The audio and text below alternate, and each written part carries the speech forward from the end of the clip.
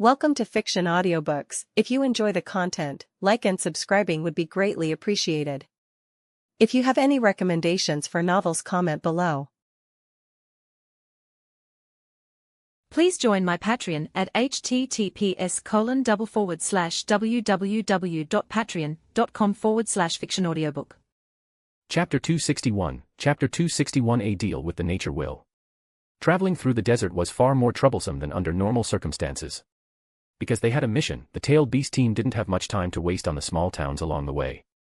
When the sun was at its highest at noon, Naruto finally released a jutsu to create a large awning for a brief rest. It's so hot. Kusai stuck out her tongue without any ladylike grace. Her small water canteen was almost empty. Secret technique, demonic mirror ice crystals, cooling version. Seeing this, Haku decisively used his ice release ninjutsu, intending to create a large enough block of ice to cool Kusai. Unfortunately, the current dry environment greatly affected his Kekkai Genkai. After much effort, he only managed to create an ice mirror half a person's height. Feeling the cool air, the group eagerly gathered around, enjoying the makeshift air conditioning. Hey! Naruto, don't you have any other methods? Jiraiya, fanning himself with a large ink-made fan, glanced sideways at his always resourceful student. He could use the power of his Inku no Mi to make everyone feel cool, but that sensation was ultimately just a sensory deception, not actual cooling. Like pain, this sense always served as a warning. If used directly on everyone, they might unknowingly collapse from heatstroke and dehydration. When asked this, Naruto scratched his head. He was good at fighting, but this kind of thing. His daughter was also looking at him pitifully, which made Naruto start frantically using his super brain, which he usually didn't employ much. Suddenly, an idea flashed, and a figure who hadn't appeared for a long time surfaced in Naruto's mind. I think I have a way. His voice attracted everyone's attention. But Naruto didn't care about their looks and walked out from under the awning by himself. The next moment. Summoning technique. Naruto painstakingly bit his finger, used the summoning jutsu, and pressed his palm to the ground. Formation patterns and smoke appeared simultaneously. Naruto, what's the point of summoning a toad from Mount Myaboku at a time like this? Jiraiya's words were interrupted by a flapping sound. It was the sound of a tail fin slapping against wet ground. As the smoke cleared, what appeared before Naruto was a much larger, round-bodied giant catfish. Ah! It's that big catfish dash. Of everyone, only Karen knew the origin of this giant catfish. It was the mysterious deep-sea summon, Jumuru, making a reappearance after 193 chapters. By the way, how did you get so big? Naruto reached out and patted Jumuru's side. When they first met, Naruto was about 180 centimeters tall, and this giant catfish was a bit shorter. Now Naruto was over 2 meters, but Jumuru had successfully surpassed Naruto by a head. And that was counting its height while lying on the ground. This big fellow didn't seem to realize it had left the ocean yet, its fins still flapping on their own, its eyes still having that vacant, contemplating life look. Naruto, why did you summon this fish? Beside him, Sasuke and the others were also puzzled. They didn't understand what use the seemingly dumb catfish had. Moreover, summoning a sea creature in the desert, wasn't that basically murder? Karen, however, understood and suddenly looked up at the sky. It should be coming soon. What? Naruto's words confused everyone, but the suddenly darkening sky immediately attracted all their attention. Somehow, a large, thick mass of dark clouds had covered the entire sky. Then, sporadic raindrops quickly began falling from the sky, dripping onto the earthen awning. These were genuine natural raindrops, not created by ninjutsu. It really works. Naruto looked at the sky, which had been clear just moments before, now raining down pea-sized drops, feeling somewhat incredulous himself. He truly hadn't expected that there could be a creature in this world whose mere presence could affect the natural climate. This catfish, could it also be an incarnation of some nature will? Suspicious eyes scanned the giant catfish repeatedly. After being hit by the rain, Jumuru seemed to finally react. With a start, the whole fish began flapping on the sand. Unfortunately, it had no legs, and there wasn't enough water nearby for it to move, making its struggles seem utterly futile to everyone. Combination technique, giant fishbowl technique. Naruto was the first to react, clapping his hands together and creating a stone fishbowl on the spot. He guided the rainwater into it and placed Jumuru inside. Fortunately, it wasn't clear what species of catfish Jumuru was, but at least it could survive in fresh water. After flapping around in the fishbowl and resuming breathing, the big catfish once again fell into a daze, contemplating its fish life. Naruto, your summon is really unique. Someone in the team suddenly said this, and the others nodded in agreement upon hearing it. Naruto proudly patted Jumuru's temporary fishbowl and said proudly. Right. Jumuru is really amazing. Whenever it appears, it always rains. It's such an incredible ability. Kusai had somehow climbed onto the edge of the fishbowl and was stretching out her small hand, trying to touch the big catfish. Strangely enough, even though Jumura usually ignored even Naruto, its summoner, it reacted when Kusai approached. The catfish gently floated up, bumped Kusai's small hand with its smooth head, and even pushed her away from the fishbowl to prevent her from falling in. The little girl and the big catfish played happily together. The heavy rain lasted a full half-hour before Naruto sent the big catfish back to the sea. With sufficient moisture, Haku could easily create ice blocks to cool everyone around. The group set off again. It was unclear how large an area the rain created by Jumura covered, but even as they traveled until evening, the sand beneath their feet still seemed to hold a bit of moisture. But that was all. Unable to find a resting place at night, the group had to camp on the spot. Fortunately, with rock walls blocking the wind and sand, the night wasn't too uncomfortable. Late at night, as he didn't have to keep watch, Naruto went to sleep early, holding his daughter. He entered the dreamland after a long time. This is. Before Naruto's eyes was a continent floating in the sky.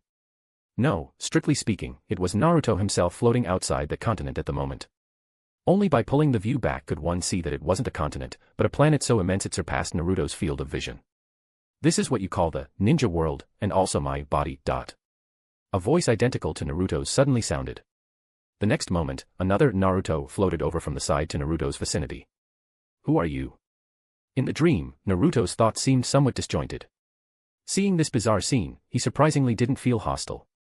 Have you forgotten me so soon? Perhaps, this form is more familiar to you. But Naruto opposite him twisted, then transformed into Gaara in Sage mode. Ah. It's you. Naruto finally realized who the person before him was. The nature will. So, what do you need from me? After the surprise, Naruto returned to his usual casual demeanor, seemingly not worried at all about falling into an enemy's trap. The nature will silently watched Naruto. After about 10 seconds, it slowly let out a breath, much like a real person. You really aren't nervous at all. Of course not, you have no hostile intent. Hearing this, the nature will was taken aback, then actually laughed for the first time. Frankly, seeing Gaara's face make that expression still felt a bit odd to Naruto. Fortunately, the nature will didn't dwell on it for too long, as if its time to contact Naruto in this dream was very limited. I know you actually don't trust me, worried that I might act against other ninja. The nature will got straight to the point.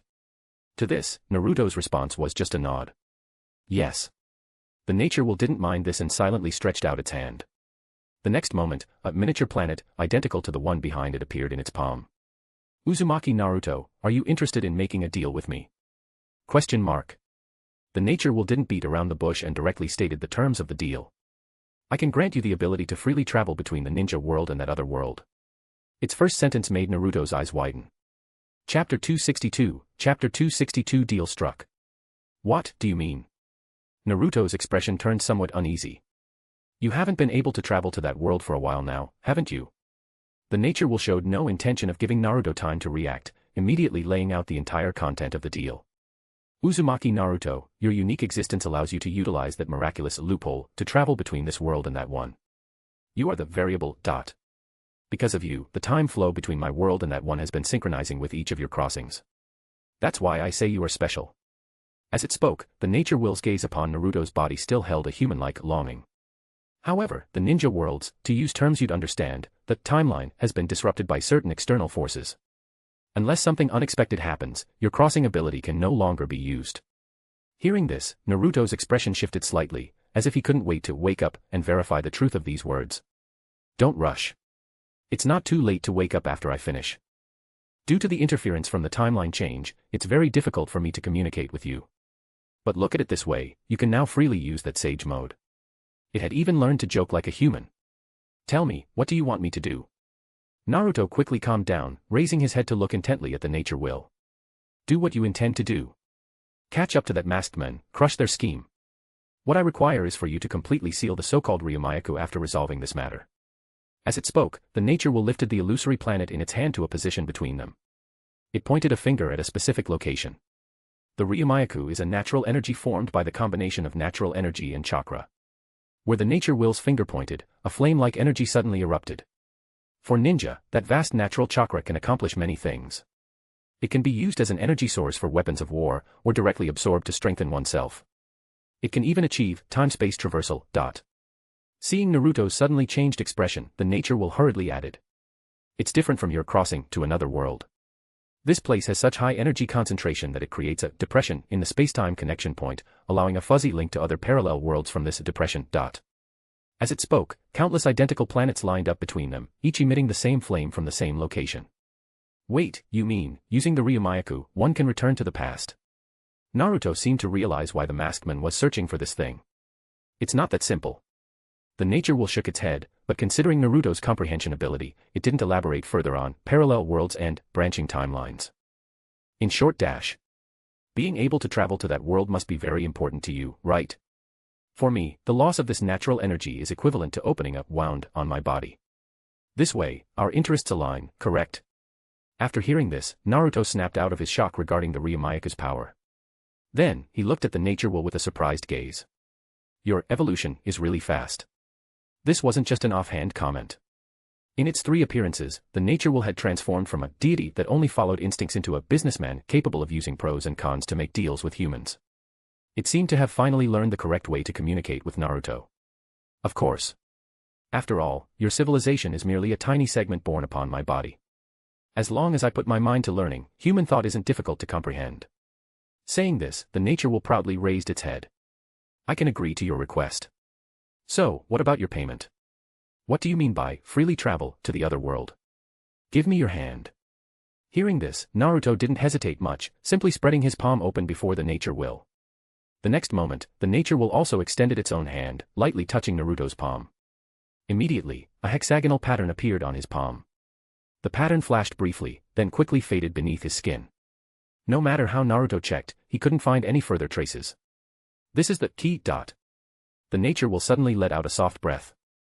This symbolic action, more than practical, seemed simply to indicate that this act wasn't easy for it either. Speaking of which, it was the space-time travel device on your daughter's hand that gave me the idea. Although it's a product of the Otsutsuki clan, one has to admit its ability is truly powerful.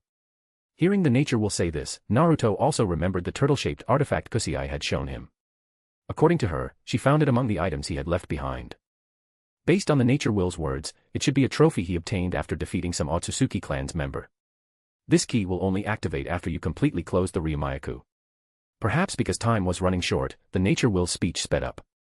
At that time, you can use it at any time to open a stable passage, no longer needing to rely on carrying items yourself as you do now. You can also bring creatures from this world to other places. This piqued Naruto's interest. Not only because he could bring others along when crossing, but also because of the free opening aspect. Since he didn't understand the root of his miraculous crossing ability, Naruto could only use the most basic method based on its manifested characteristics to cross. Namely, getting drunk. But as his physical abilities improved further, finding alcohol potent enough to make him drunk had become troublesome. He had even considered whether to take certain drugs that could produce similar effects. In that case, I accept your terms. While the nature will's hand hadn't yet retracted, Naruto decisively shook it. Startled by Naruto's action, the nature will was momentarily stunned.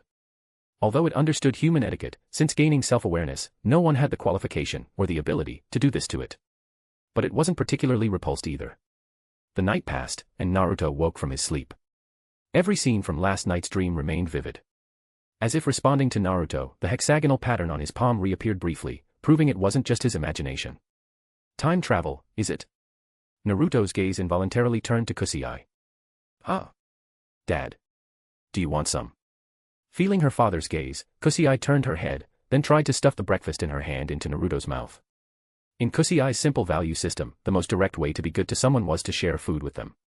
She had always treated Naruto this way. Naruto naturally wouldn't refuse his daughter's kindness. This made the several men in the team who were over 30 and still single burn with envy. TCH. Such a show-off. Naruto, having provoked public outrage, didn't care at all. He even flaunted it by picking up his daughter and parading her in front of the bachelors. Watching this, Yujito and Karen couldn't help but facepalm. Haku, however, watched the warm commotion with a gentle smile. Whoosh. Just as everything was harmonious, the sound of an arrow cutting through the air suddenly shattered the atmosphere. Chapter 263, Sarah and the Masked Man's Whereabouts. Whoosh. An arrow pierced through the air, embedding itself in the ground before the group. Before anyone could react, more arrows followed. It was clear the attackers didn't intend to harm them, as the arrows only targeted the ground at their feet. The weakest among them was a Kirigakure's missing nin capable of matching a regular jonin, so a few ordinary arrows without any infused chakra weren't enough to cause alarm. Jiraiya raised his hand, signaling everyone to hold their response and wait. Soon, a group of robed figures riding ostrich-like creatures charged down from a high sand dune, surrounding them. Sand bandits. The thought crossed everyone's minds. Who are you? The robed figures parted to the sides, and a woman rode out on an ostrich. She removed her headscarf, revealing dark red hair and a beautiful face. Judging by her appearance, this woman seemed slightly older than Yujito. Strangers, why have you entered Roran's territory? The woman's tone was neither submissive nor arrogant, showing no immediate intention to attack. Roran. Jiraiya was momentarily stunned, then quickly understood. But before he could say anything, the woman seemed to finally notice the attire of the others in the team, and her expression changed instantly. They're ninja. Capture them. Initially, seeing so many people suddenly appear in the desert, she had thought they might be a merchant caravan. But upon spotting the forehead protectors worn by Yujito, and others, she immediately realized the truth. The surrounding guards acted decisively the moment they received the order, throwing weighted nets towards the group. Of course. These actions were practically useless in the eyes of Naruto and his team. Before the red-haired woman could take further action, the more impatient members of the team had already subdued all the ostrich riders. Wait, don't harm them. The speaker was Naruto. Hearing this, Gaara, who had already used sand to restrain a group of people, frowned but ultimately obeyed and didn't continue. It seems you hold a deep grudge against ninja. Can you tell us why? It's you. You ninja took my daughter. You won't make the people of Roran submit. Even when Naruto's imposing figure approached her, the red-haired woman stubbornly withstood the pressure and spoke these words. It seems there must be some misunderstanding between us. The misunderstanding was resolved much faster than expected. After all, if the other party possessed overwhelming force but was still willing to sit down and talk calmly, most people would be willing to think rationally. After some conversation, they finally learned the origins of these people. My name is Sarah, the Queen of Roran. The red-haired woman sat inside the tent and bowed slightly to the group. I apologize for misunderstanding you. A queen. Kusui's eyes sparkled upon hearing the title. She broke free from Naruto's embrace, pattered over to Queen Sarah, puffed out her small chest, and declared. Hello. My name is Kusui. I am the future Queen of Kuja. The little girl's pride didn't last long before a pair of hands from behind scooped her back up. Sorry about that, sorry. Your Majesty, please continue. Naruto, like any parent, wore an apologetic expression for his child's mischief. Looking at this surprisingly young father and daughter pair, Sarah finally let go of her last bit of wariness. This is what happened. According to Sarah's account, 2 days before Naruto and the others appeared in Roran territory, her daughter had taken a team of cavalry on a routine patrol of the ancient Roran's ruins. This was their clan's duty. To prevent anyone from using the legendary power of the Ryumayuka for killing and destruction. Even though the original kingdom of Roran had been destroyed due to war, the remaining Roran people, under Queen Sarah's leadership, continued to fulfill this mission. According to the surviving cavalry members, 2 individuals in black robes used ninjutsu to kill most of the cavalry and forcibly took the princess. The power of the Ryumayuka could only be maximally activated under the control of the Roran's royal bloodline. Similarly, only the Roran's royal family had the ability to temporarily seal it. The 2 ninja probably didn't know this yet, which was why they only took her daughter. Sarah, worried about her daughter's safety and fearing she might reveal the Ryumayuka's secret under interrogation, had been conducting high-intensity patrols around the entire Roran area, trying to find the 2 ninjas. This led to today's misunderstanding. That masked man really brings trouble wherever he goes. Naruto's tone carried a dangerous edge. Hearing this, Sasuke silently stood up. You know those 2 ninjas? Upon hearing Naruto's words, Sarah clung to this lifeline, her voice urgent. Where did they last appear? Take us there. Okay. Sarah nodded decisively. Before pushing open the tent flap to leave, she turned back to look at Naruto. If possible, please let us assist in the fight as well, even if it's just to avenge my daughter. The mother's tone was resolute. It seemed she had already prepared for the worst. Naruto simply shook his head gently. Before she could say more, Naruto explained. First, he might not necessarily kill your daughter. Although they might not know the Ryumayuka's secret, they certainly know the key lies with your daughter. Secondly, you cannot intervene in our fight. Though the words sounded harsh, they were the truth. Judging by the combat prowess displayed by Sarah's guard cavalry, they wouldn't just be unable to assist in battle, and they would only likely be caught in the crossfire of area attacks. Naruto placed a hand on Sarah's shoulder and spoke to her seriously. I will bring your daughter back. Alive or dead. Having become a father himself, Naruto deeply understood Sarah's feelings at this moment. Therefore, he didn't need her to beg further, and he took the initiative to promise this. Queen Sarah clenched her teeth, her knuckles turning white from gripping her sleeve. But she remained silent and nodded, saying nothing more. With a guide, Naruto and the others progressed much faster. Jiraiya didn't even worry about sandstorms, directly using his devil fruit to create 7 or 8 giant ink birds. The giant birds weren't as fast as Karen, but they were much faster than the ostriches. Led by a cavalryman, they reached the vicinity of the Roran ruins in just half a day. It was right here. Those two killed the other brothers down there and took the princess. If I hadn't been assigned to scout the perimeter, I might have been killed by them too. As he spoke, the cavalryman's eyes were red. It was unclear whether it was from the pain of his comrades' deaths or the shame of watching the one he served being taken away. Please, I beg you, save the princess. Unlike Sarah, this cavalryman had personally witnessed the heights ninja could reach. So from the beginning, he knew that even mobilizing the entire nation of Roran might not be enough to deal with those two robed ninjas. Leave it to us. Naruto swung his cloak, carrying Kusai on his shoulder and leaping down from midair without looking back. Behind him, Sasuke, Karen, and the others jumped down one after another. Jiraiya dismissed the other ink birds, keeping only one to carry the cavalrymen back to their base. Chapter 264, Chapter 264. The path ahead may be a point of no return. The moment he landed, Naruto sensed something was wrong. There's a life force, very weak, right beneath that pile of ruins. With his observation haki enveloping the area, the group naturally didn't need to search inch by inch like the Roran's cavalry. Hearing Naruto's words, everyone acted without hesitation, starting to clear the ruins. Many hands make light work. The stones and rubble were quickly moved away by the group using various methods.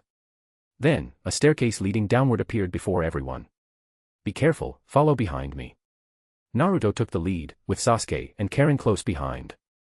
The group filed through the passage until they reached a stone door, where everyone assumed combat stances.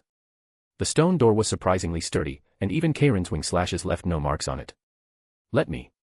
Sasuke walked over from the side, glanced at Karen, and placed his hand directly on the stone door. Instantly, calamity flames covered the entire door. Pure calamity flames had little effect on living beings, but worked exceptionally well on non-living matter. After being scorched for just a moment, the previously extremely hard stone door showed signs of weathering and cracking. Then, with a gentle push from Sasuke's hand, the 4 or 5 overlapping stone doors crumbled as if made of sand and powder, easily creating a large hole. Behind the door was a circular plaza resembling an altar. Good news, Sarah's daughter was still here. Bad news, there was no trace of the masked men. A young girl dressed in attire similar to Sarah's stood vacant-eyed, looking like a puppet. It's a genjutsu, Sasuke said after examining her. It was clear the masked man's Sharingan's genjutsu skills were quite advanced, enough to control someone of the Mizuki's caliber for so many years. It took Sasuke some effort to dispel the genjutsu. Sarah's worst fears hadn't materialized here. The masked man didn't need any interrogation, as with genjutsu control, the princess hadn't lasted even a second. Once freed from the genjutsu, the princess immediately collapsed, but Sasuke caught her in time. She's weak from long-term lack of food and water. This outcome didn't surprise Naruto, and it seemed the masked man had succeeded 2 days ago. So, has that Ryumayaku's chakra been absorbed by the masked man? B scratched his head and walked over to the spot in front of where the princess had been standing. There was a small eye-shaped stone carving there, its eyelid currently half open. Worse, probably. At that moment, Naruto gently touched his empty palm, then looked up at everyone. Before he could continue, the Roran's princess woke up. Ah dash. Seeing so many strangers around her, the princess couldn't help but cry out. But when her eyes met Sasuke's, who was holding her cry suddenly changed tone. Admittedly, Sasuke's cool demeanor was quite lethal to girls the princess's age. No wonder many girls in Konoha still pined for Sasuke-kun. After receiving water and treatment, the princess slowly recounted what had happened. After being captured by the masked man, she was first taken to a strangely styled environment. From her vague memory, it was a place filled with giant cubic stones. She wasn't kept there long before being brought out. When she emerged, she was here. Then, under his control, she revealed everything she knew about the Ryumayaku. At this point, whether from realizing her grave mistake or simply from malnutrition, the princess turned pale. Those two. They also made me open the Ryumayaku. The young princess covered her mouth, speaking painfully. Where are they now? Sasuke asked impatiently. Hearing Sasuke's voice, the princess struggled free from her painful state and haltingly recounted her vague memories. According to her description, after the Ryumayaku was opened, a massive amount of chakra surged up from underground. Perhaps because I haven't fully inherited the power to control the Ryumayuka from my mother, it only stayed open for a moment before showing signs of closing, the princess said, unsure whether to feel relieved or ashamed.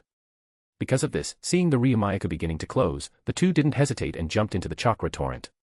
Then, their figures disappeared from the underground space as the Ryumayuka completely closed.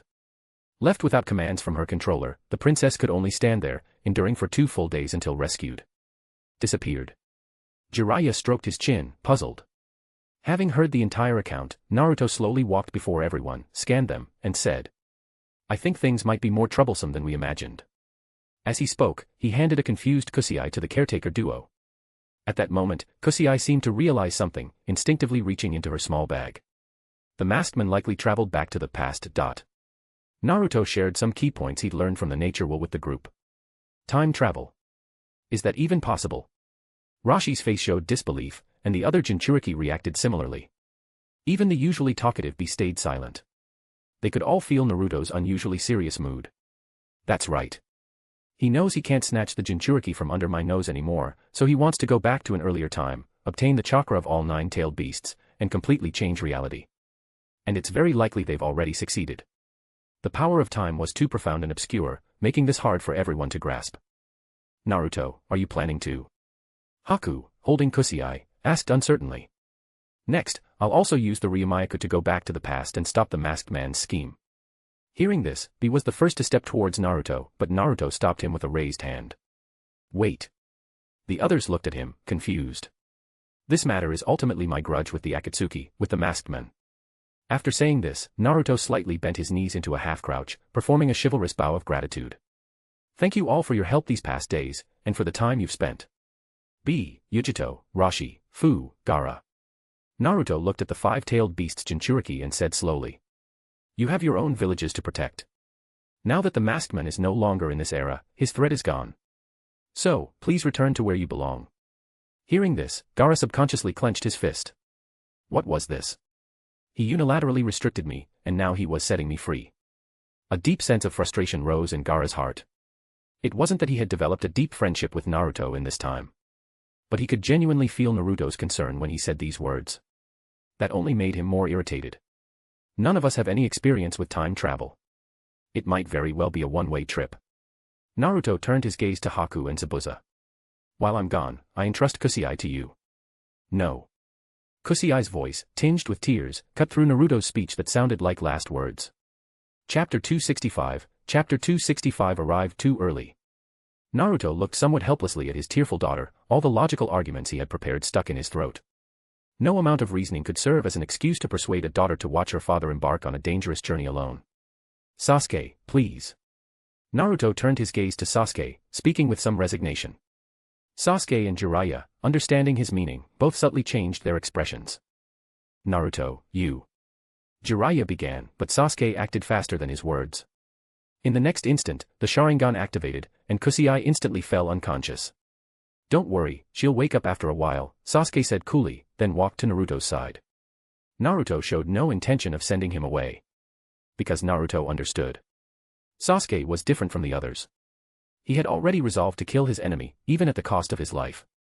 Like Naruto, he had left Konoha Village because he had something he absolutely had to do. Speaking of a point of no return, Sasuke might have already stepped onto it long ago. Jiraiya-sensei, after we leave, please escort the Roran princess back. If I don't return, Kusuai will need you to look after her. Uncertain if he could return, Naruto only planned to take Sasuke, who had no attachments. Naruto-san, please don't forget about me. Karin lightly leaped out from the crowd, landing beside Naruto.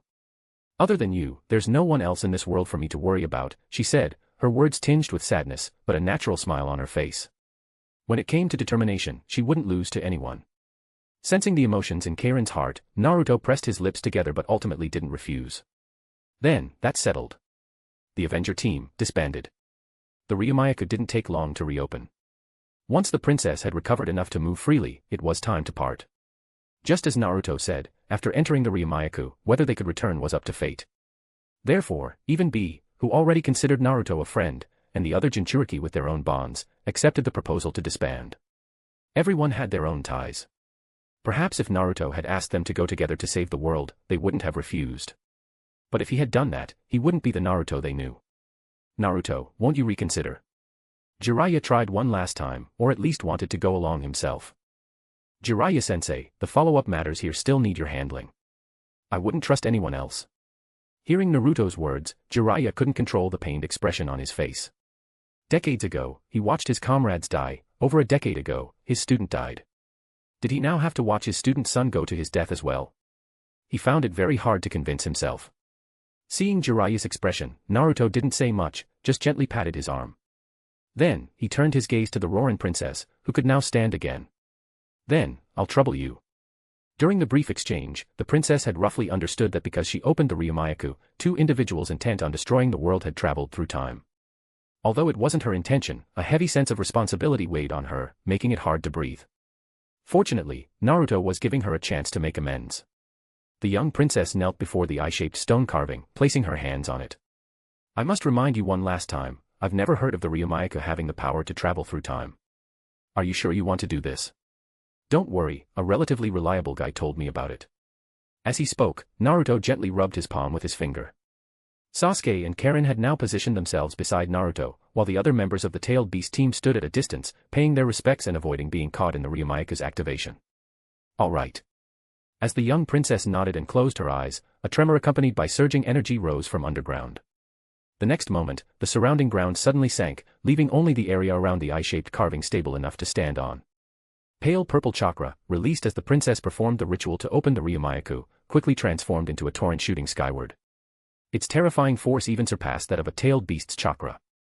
Ready? Yeah. The three exchanged glances, then simultaneously stepped into the energy torrent, their figures quickly disappearing. They're really gone. B murmured not far away. But the next instant, cries from Haku and Zabuza rang out. Kusai. The little girl had opened her eyes the moment Naruto disappeared, showing no signs of having been unconscious. It seemed Sasuke's work was too rough, as despite saying she'd be out for a while, the little girl woke up precisely at this critical moment. Of course, this was also because Sasuke had severely underestimated Kusai's mental fortitude. As the descendant of two conquerors Haki users, even without training, Kusai's innate spiritual power was incredibly strong. The little girl acted decisively, vanishing from her spot and flying towards where Naruto had disappeared. Her speed was such that even Zabuza and Haku couldn't react in time. Meanwhile, the energy torrent was gradually weakening. Just as the Roran princess had said, she could only open the Ryumayaku briefly. Kusai's figure reached the purple energy torrent, on the verge of rushing into it. At that moment, a white-haired figure also rushed from the platform. It was Jiraiya. He tried to pull Kusai back, but he was a step too late, forced to watch as Kusai's body began to blur. If he couldn't stop her, he could at least follow and protect the little girl. So he stopped resisting his momentum and flew in after her. Against Naruto's instructions, the old man and the little girl both entered the Ryumayaku. Just after Jiraiya's figure disappeared, the young princess could no longer hold on. The energy quickly dissipated and retracted into the ground, the eye-shaped stone carving slowly closing its eyelid, and the Ryumayaku returned to calm. On the other side, Naruto felt as if his consciousness was being kneaded like dough by a giant hand, stretched infinitely. The intense dizziness reminded him of his first time boarding the Oro Jackson. Back then, it was his first time at sea, and he was vomiting constantly from seasickness, making Roger and the others laugh hysterically. Luckily, Shanks was a good guy and took care of him along with Buggy. Speaking of which, I hadn't seen that kid Buggy in a long time. I wonder if he had found that so-called treasure. Perhaps due to the space-time travel, Naruto's thoughts uncontrollably scattered, and the experiences of the past few decades chaotically resurfaced in his mind. He didn't know how much time had passed before he felt a sudden emptiness and landed on the ground. Naruto lay there for a full 5 minutes before he could gather his scattered thoughts. He wondered if everyone experienced this when going through something like this. Rubbing his head, Naruto stood up and looked around at the completely transformed underground space. He didn't realize that his strong perception was actually a disadvantage in this case. Anyone else would have mostly slept through the journey. Naruto's eyes swept around but didn't see the other two who had come with him. Even after releasing his observation haki, he still couldn't find those familiar presences.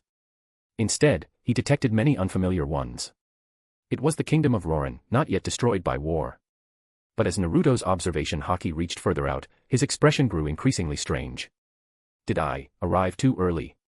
Chapter 266, Chapter 266 Chaotic Spacetime, Scattered Companions.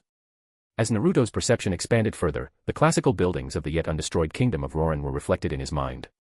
These were dome-shaped structures rarely seen in the shinobi world, their style somewhat similar to certain countries on the high seas. Looking around, the underground plaza, though still quite spacious, appeared much newer than the place they had come from. So exactly how many years in the past have I arrived? Looking up at the skylight not yet buried by ruins, it was still daytime outside. He approached the multi-layered mechanical door that was still functioning properly. Without Sasuke to clear the way this time, Naruto had to resort to the most primitive method of breaking through. Boom. The entire door panel, along with the mechanical mechanisms behind it, was forcibly ripped out by sheer brute force. Naruto might not be that clever, but he has brute strength. Just as Naruto was about to step out, he seemed to remember something and pressed his fingers into the wall. The thick stone wall was no different from tofu under Naruto's fingers, easily marked with deep grooves. If you can't find me, gather at Konoha. Naruto. That should do it. Satisfied, Naruto stepped out, not forgetting to forcibly close the door with his strength before leaving. Perhaps because of this, the damaged mechanisms prevented the forcibly reinserted door from operating, forcing later visitors to find alternative ways to enter. Ascending the stairs to the surface, Naruto finally saw with his own eyes what Roran looked like before its destruction. Looking at the people's clothing, it seemed vastly different from what he knew. According to Queen Sarah, Roran was destroyed about 15 years ago, meaning this was at least 15 years in the past. Then the Jinchuriki dash. Thinking of this, Naruto's clever little brain immediately started working. He silently flew to the top of a building, ensured no one saw him, then sat down to immerse his mind into the seal space. Entering the familiar seal space, Kurama seemed completely unaware, sound asleep behind the iron bars. This guy, how can he still sleep at a time like this? So lacking in sense of crisis. Naruto muttered while approaching the gate. Naruto looked at the drooling giant fox, pondered for about 2 seconds. The next moment, 2 giant hands formed from earth attribute chakra rose from the ground on the other side of the bars. One hand went around the Nine-Tails nape, lifting its upper body. Just as Kurama was about to wake from the sudden movement, the other hand slapped across the fox's face. The force sent Kurama tumbling 2 full circles on the ground. Who dares attack me? The fox climbed up dazedly, then saw Naruto standing opposite the bars, arms crossed, looking completely innocent. Hey! You brat, couldn't you wake me up properly? After regaining his senses, Kurama's tone unconsciously softened a bit. He had witnessed Naruto gradually achieve superhuman levels step by step, and the memory of Naruto devouring the Zero Tails and such was still vivid. To say he wasn't intimidated would be a lie. All right, time to work after waking up. Naruto unabashedly knocked on the bars, not caring if the fox might swipe at him through the gate. I remember be saying you tailed beasts can communicate remotely through some kind of mental connection, right? Quick, check what time period we're in now. Still groggy from sleep and not fully understanding the situation, Kurama muttered in a low voice perfectly audible to Naruto. What time period? How baffling, what? The last word was almost shouted. What happened? Kurama looked shocked, snapping out of the communication state, his tone a mix of disbelief and slight panic. All the tailed beasts are gone. In his perception, from the 1 tail to the 8 tails, including the present-time 9 tails that might have existed, were all gone. I can't sense anything. Hey! Naruto. What happened? So shocked that he lost control, Kurama directly called Naruto by name. But Naruto's expression was equally grave. It seems, we're still in the downstream. This is troublesome. He then explained everything that had happened, including the possibility of the masked man using the Ryumayaku to return to the past, and began considering how to travel further upstream in time. Wait, if he remembered correctly, the royalty of Roran in this era should also possess the ability to control the Ryumayaku, right? While Naruto faced his troubles, the situation on the other side wasn't going smoothly either. With Kusai and Jiraiya, the moment the little girl jumped into the Ryumayaku and made contact, the turtle-shaped device in her bag awakened. It absorbed a portion of the surging Ryumayaku's chakra. At that moment, the little girl's thought was to follow her father back to the past.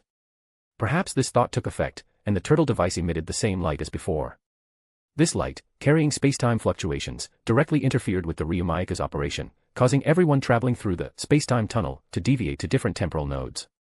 Kusai and Jiraiya, likely because Jiraiya managed to hold onto the little girl at the critical moment, were considered a single entity and sent to the same era.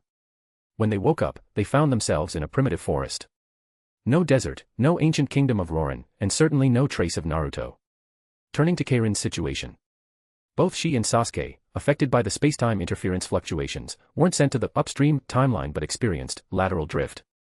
Karin and Sasuke were each sent to a place very familiar to them, yet with a slight sense of incongruity. Konoha Village. Or rather, Konoha Village from different world lines. The Konoha village Karen arrived at had 7 faces carved on the Hokage rock. What is this? She looked incredulously at the 7 faces. Weren't there only 4 the last time I was here? Even including the recently appointed head of that Hyuga clan, it should only be 5.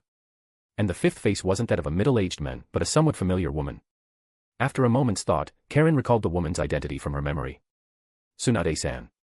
The person she and Naruto encountered at the Tanzaka Street, the legendary Sannin alongside Jiraiya. The next one she also recognized. It was Hatake Kakashi, who had led the team to deliver information earlier. The fact that he wore a mask even on his carved face was too distinctive. Looking further. This is Naruto-san. Looking at the Hokage rock representing the 7th Hokage's position, Karen was dumbfounded. Now, let's look at Sasuke, who was sent to another world line. His level of shock was no less than Karen's. Unlike Karen, who was transported outside the village, Sasuke directly airdropped into the Uchiha clan's compound. The Uchiha clan's compound, not yet massacred. There were still only 4 faces on the Hokage rock. This meant the timeline should be at least before year 55 of Konoha Calendar. But that wasn't important. At this moment, Sasuke had no mind to focus on such things. Because right in front of him stood 2 black-haired girls, one older, one younger, examining him with wary eyes. Who are you? Why have I never seen you in the clan compound before?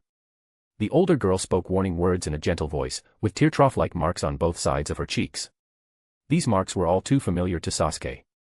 Uchiha. Itachi. Chapter 267, Chapter 267 Sasuke's shocked eyes. Uchiha Yuzu looked at the unfamiliar Uchiha clan's member before her, instinctively shielding her younger sister Uchiha Satsuki behind her. Though only 13 years old, Yuzu was already a quite experienced Umbu's member. Her intuition warned her that this individual posed a significant threat.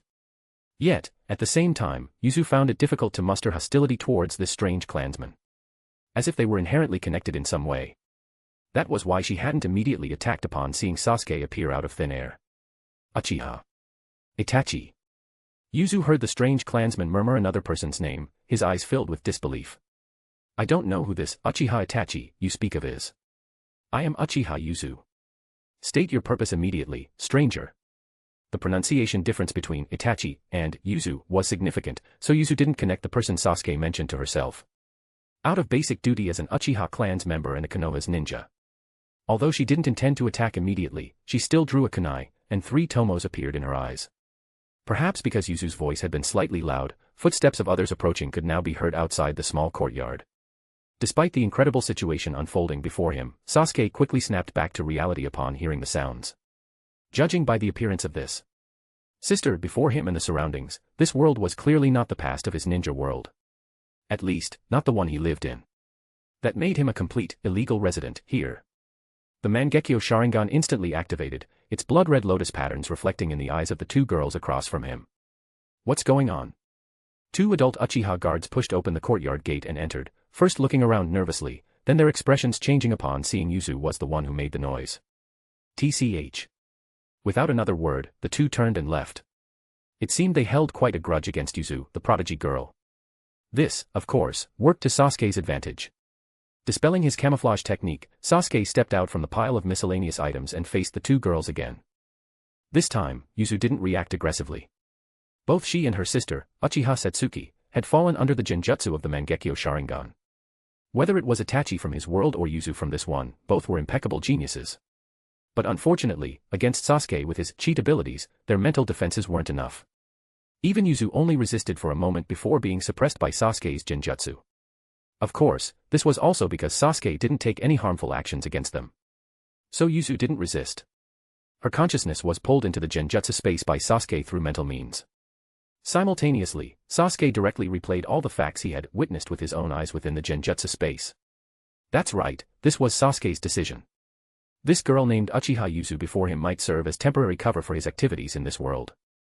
Instead of explaining his origins with words, it was better to let her witness with her own eyes what her counterpart in another world had done. Sasuke couldn't deny that this action contained some personal motives. Perhaps it was because the Itachi from his world was likely in an eternal state, unable to repent for his actions anymore. Sasuke really wanted to see how this alternate version of Itachi would react after learning the truth. Although he hadn't awakened the Tsukimi ability, the perception of time flow within Sasuke's genjutsu space was significantly different from the outside.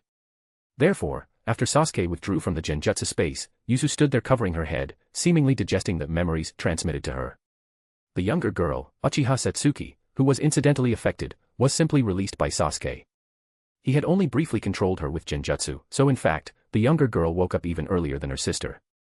Seeing her sister's dazed state, Satsuki's small face immediately scrunched up. "What did you do to my sister?" The little girl threw 2 shuriken at Sasuke while beginning to form hand seals. Those seals were all too familiar to Sasuke. Fire release, great fireball technique. Sasuke casually caught the shuriken.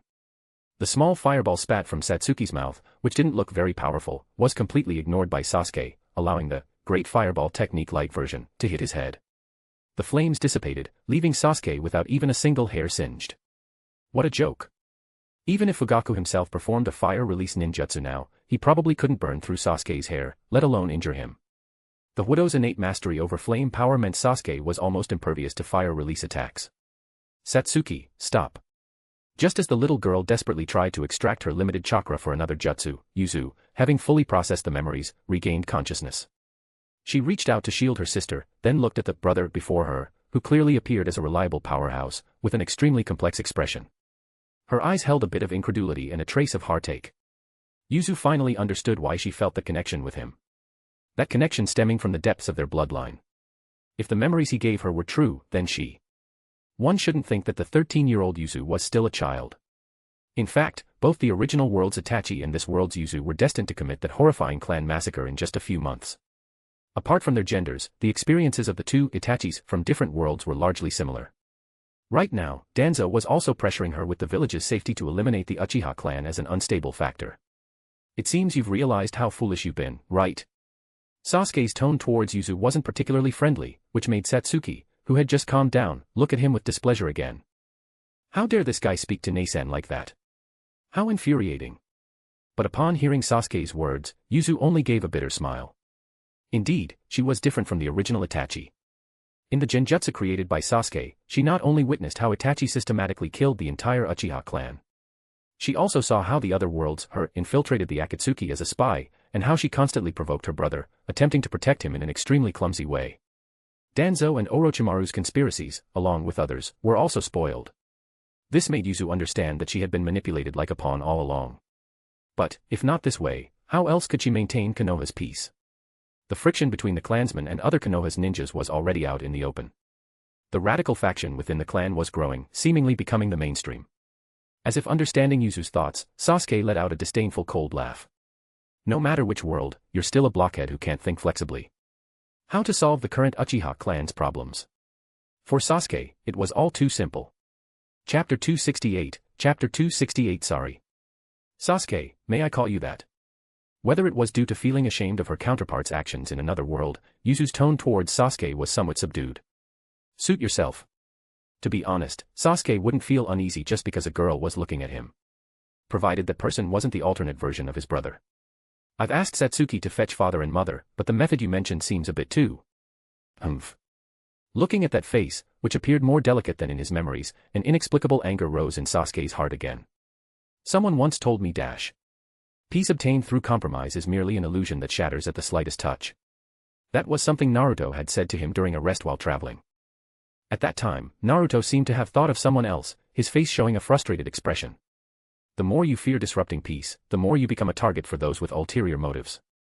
If this continues, their outcome, won't be much better than over there. Hearing Sasuke's emotionally charged words, Yuzu fell silent. The current head of the Uchiha clan arrived faster than expected, accompanied by another Uchiha prodigy. Uchiha Shizuka. Of course, in this world, she was also known as Body Flicker Shizuka. That's right, this seemingly ordinary-looking girl was the gender-swapped version of Shisui, who mastered the overpowered dojutsu, Koto Amatsukami. When she entered, her brows were tightly furrowed. In fact, the third Hokage and other village elders had recently grown suspicious of the Uchiha clan's movements, and she was hesitating whether to reveal her ability to use Koto Amatsukami to alter her clansmen's wills. At this very moment, she received word from Yuzu's sister that Yuzu wanted to see her. Actually, they often met privately. The clan had assigned her to keep an eye on Yuzu, but in reality, Shizuka and Yuzu's relationship was far closer than others imagined. Entering with her were Fugaku and his wife. To be honest, when Sasuke saw his parents with their normal genders, his first reaction was relief. Thank goodness, in this strange world, only a few people's gender seemed to have changed. Then, when his gaze met the stern Fugaku and the gentle Mikoto, his nose involuntarily tingled. These two still looked exactly as he remembered, just like on the day he lost them. After all, despite Sasuke's current capable appearance, he was actually only a little over 13 years old. If he hadn't been born in the ninja world, born into the Uchiha clan, he should still be a child loved by his parents at this age. Fortunately, his strong mental control seemed to grant Sasuke the ability to restrain his emotions, and he quickly adjusted his state. The three who entered the room together showed different reactions upon seeing Sasuke's unfamiliar figure. Fugaku and Shizuka displayed wariness. With the Uchiha clan in a tense state, a stranger suddenly appearing within the clan compound would naturally draw immediate attention. But Mikoto didn't seem to share her husband's suspicion. She just stared blankly at the black-haired young man before her. So strange. I clearly don't know him. Why do I feel like crying? Unfortunately, no one noticed Mikoto's unusual state at that moment. Fugaku, upon seeing Sasuke, immediately turned his gaze to Yuzu, who was kneeling nearby. Yuzu, who is he? As he spoke, a kunai had already appeared within Fugaku's wide sleeve. Father, this person is. At the critical moment, Yuzu didn't know how to explain Sasuke's identity. After all, matters of time travel were too hard to believe unless witnessed firsthand. Sasuke, noticing her dilemma, simply stepped forward and addressed his alternate world relatives himself. Let me tell them. The next moment, Sasuke's Mangekyo Sharingan bloomed, intending to replicate his earlier action and pull Fugaku and the others into the Genjutsu space. But he seemed to have underestimated his father, and even more so the person his brother had regarded as a mentor in some ways. Shursue. Fugaku and Shizuka's eyes instantly revealed Mangekyo Sharingan with different patterns. This sight stunned Yuzu beside them. She knew Shizuka had awakened the Mangekyo, but this was the first time she learned that her father had also awakened the Mangekyo Sharingan. This was truly, had father been hiding this so deeply? Yuzu couldn't help but recall the scene in the memories where her father offered no resistance and allowed herself to kill him. If he had wanted to, he could have resisted, right? Thus, Yuzu's sense of denial towards her alternate self grew stronger.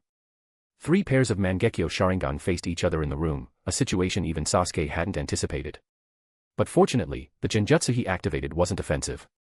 Once they entered the Genjutsu space, he simply replayed the events that had happened to him, just as he had done with Yuzu. He didn't take any aggressive actions beyond that. This prevented Fugaku and Shizuka from counterattacking immediately.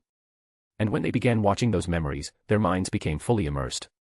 About 10 seconds later, they, like Yuzu, broke free from the Genjutsu. In truth, they could have broken free at any time, and even Uchiha Mikoto could have done so. Sasuke hadn't used any forceful means to restrain their consciousness. After viewing those lengthy memories, all 3 fell silent. Fugaku was skeptical about the memory's authenticity. As clan head, his suspicion was natural. Shizuka felt a sense of despair over what she might experience next. After all I had done, could we still not avoid the Uchiha clan's destruction? And Mikoto was already in tears. Her gaze towards Sasuke held only heartache. At this moment, Mikoto was no longer just the wife of Uchiha clan's head, but a mother.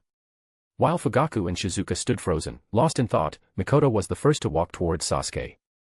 Seeing his wife's movement, Fugaku instinctively moved to stop her. But his action was preempted by his eldest daughter. Yuzu gently shook her head at her father. Meanwhile, Mikoto quietly approached Sasuke. It was almost laughable, the same Sasuke who dared to face a fully powered Jinchuriki head-on unconsciously retreated from this woman's approach. Sasuke's foot unconsciously took half a step back. The next moment, a pair of warm hands gently covered Sasuke's cheeks. I'm sorry. It wasn't her fault. Strictly speaking, they weren't even related by blood, and they weren't even from the same world. But Sasuke instantly understood what Mikoto hadn't put into words. I'm sorry, my child. I'm sorry I wasn't there for you as you grew up. I'm sorry you had to face everything alone. Mikoto's fingers suddenly felt a warmth, the heat of tears from someone who had finally let his guard down.